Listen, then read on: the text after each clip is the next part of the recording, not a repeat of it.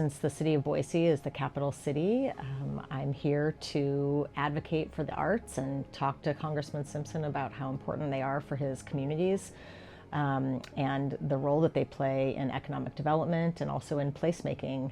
We have a lot of people moving to our state right now, and it's very important that they have an understanding of what the state is all about, and art reflects that. The Americans for the Arts is an amazing organization that helps artists and communities across the entire country, supports the creative economy, and also recognizes the role that arts plays in our communities, and also the healing role that arts plays in our individuals, or for our individuals.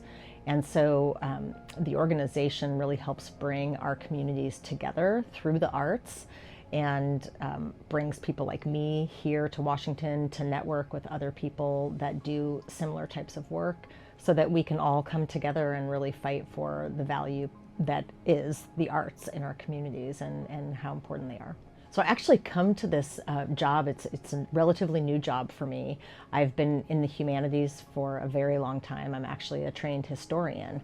And so since the department that I run now is both arts and history, I come at it from a history background, but I have been an arts patron for my whole life. I've always been the person who attends every performance, goes to every museum whenever I'm in a city, always going to art exhibits, etc. So I come to this position new to arts as a profession, but it has so much overlap with the humanities, and is an important part of the humanities, right? And so I come to this sort of seeing the value that those two things have together, and the joint value that they bring to, again, to our communities and to individuals.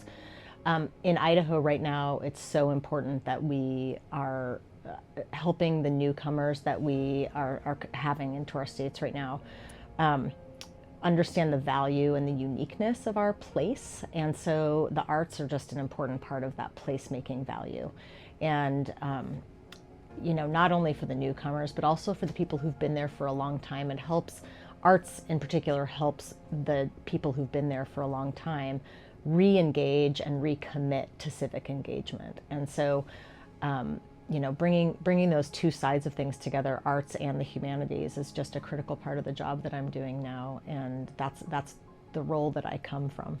The role that the private sector plays in arts advocacy and arts support is absolutely critical.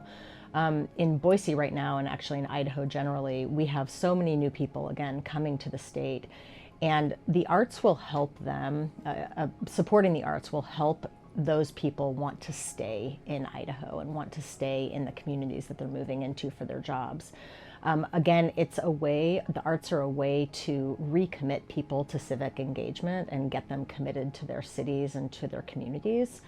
And of course, that ultimately helps business, right? So if corporations support that, it helps them with less turnover because they've got their employees staying where they've moved to for these jobs. So, you know, it has so many benefits. The arts it helps with individuals connecting to their communities, but it also helps with the economy, because it does keep those turnover rates low, and it keeps people in those communities and committed to those places. So arts is just an integral part of the economic landscape and the economic ecosystem. And you know, the more that businesses and corporations understand that, the better off I think that these communities and frankly the businesses' profits will ultimately be. I think my understanding of the entire ecosystem and how our local communities are benefiting from the federal dollars is an incredibly valuable understanding for me to have.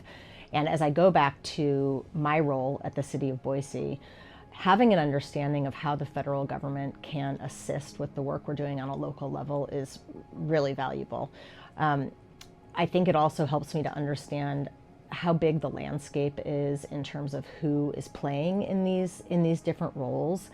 And you know, I think we often think when we're at a local level, it's easy to sort of not really think much about the federal government, because the things we're doing are related to maybe our streetscapes or, you know, a particular plaza.